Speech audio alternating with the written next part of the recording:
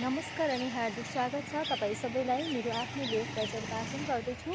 जस्तो लाग्छ त्यस्तै सल्लाह सुझाव दिनुहोला।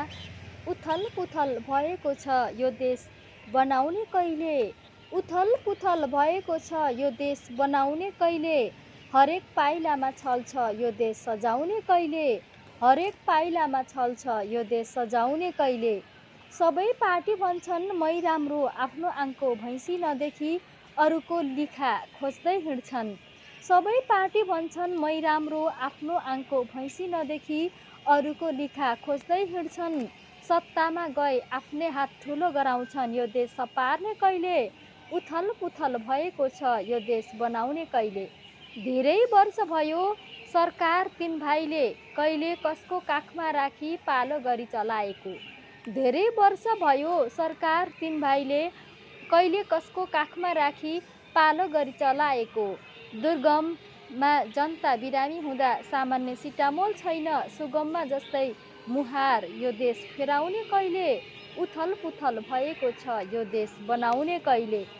ढाकभन्दा धक्कु ठुलो जस्तै गर्छन् ठुलै कुरा, ढाकभन्दा धक्कु ठुलो जस्तो गर्छन् ठुलै कुरा। माखो धपाउन सक्ने होइन सही नेतृत्वले यो देश समाउने कहिले, उथल पुथल भएको छ यो देश बनाउने कहिले।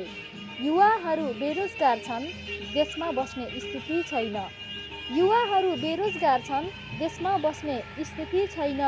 उद्योग धन्दा चलाई व्यापारमा यो देश फस्टाउने कहिले, उथल पुथल भएको छ यो देश बनाउने कहिले।